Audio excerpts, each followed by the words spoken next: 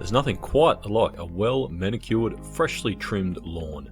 Even the smell of fresh-cut grass is almost intoxicating to the average human. But have you ever stopped to wonder why? At what point in human history did we decide to take flat, farmable land and turn it into something that exists purely for looks? The answer may surprise you. So, without further ado, let's dig into the complete history of lawns. G'day everyone, I'm Sean and welcome back to Blademate Lawn Care.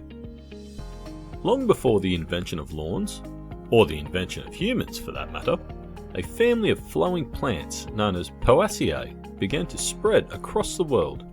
It was the late Cretaceous period, and these plants, now known as grasses, were what you might call a big hit. You see, Poaceae are widely considered among the most versatile and valuable of all plant families. Its variety of species can grow in a wide range of environments, including tropical, arid, and temperate. Grasses not only grow fast, but they've also developed mechanisms to tolerate grazing by herbivores, allowing for the rapid proliferation of millions of species. All of these factors continued to play a role in grasses' popularity millennia later when humans began farming and domesticating animals. Grasses provide staple foods for cereal crops like wheat, barley, and millet. They are also an ideal feed for meat and milk producing animals like cows and goats. So, what does this tell us? It tells us that our affinity for grass has very practical origins. However, it wasn't long before this evolved into more aesthetic appreciation. Once societies and cities began to form, grass began to be slowly replaced by stone and dirt roads. Grass was typically left to grow naturally, so while it may have been integrated into the city, it wasn't specifically cultivated into what we might call a lawn. It was just sort of there, and things continued this way for hundreds of years, right up until medieval Europe. Since Christianity appeared, the best land and biggest buildings had always been reserved for monks, priests, and the like. However, Europe soon began taking this to a whole new level. Literally, monasteries and churches got bigger and bigger. And to accentuate their sacred nature, the builders would leave large open areas all around them, areas typically covered with grass. Of course, as grass grows and dries, it tends to lose some of its ornamental luster. No problem, the monks and priests would simply invite sheep and cows to graze on their lands. These early landscapers kept the grass short, the buildings looking opulent, and would make for a delicious meal when their grazing days were done. Around the same time, feudalism was becoming all the rage around Europe. This was an economic and political system based almost exclusively on the concept of land ownership. And in order to quite literally lord over the people who worked for them, feudal landowners took a page from the church's book and decided to construct large buildings surrounded by open green spaces.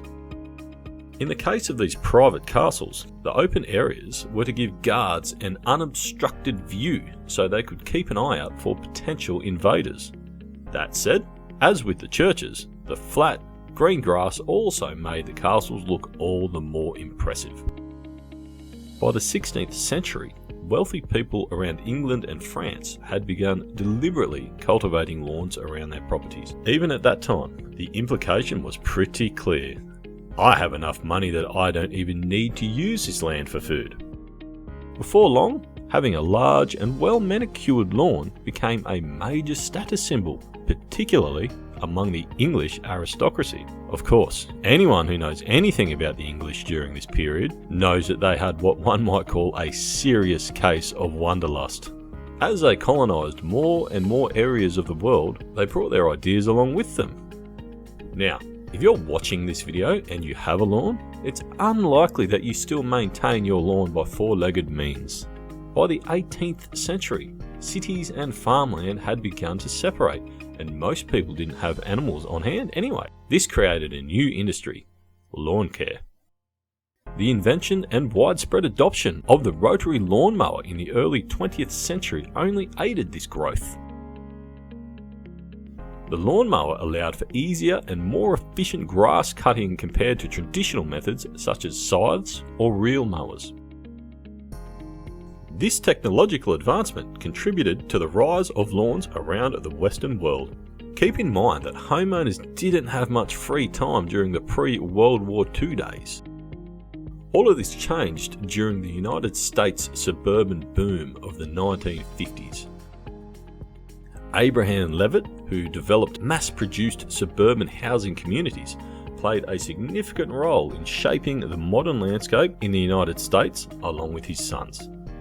They greatly influenced the development of lawn culture as we know it today by including well-manicured lawns in all of their designs. The Levitts pioneered housing covenants such as the Homeowners Associations, or HOAs, in the suburban areas that they developed. Just like in the feudal days, lawns were a symbol of prosperity and success. Only this time, the homeowner's ability to maintain their lawn themselves reflected a form of competence to passers-by. The presence of a well-maintained lawn was associated with a well-groomed, orderly lifestyle that was seen as a reflection of social standing. And that's more or less where things stand today, though these days there is a bit of a movement to normalise allowing weeds, crops, etc.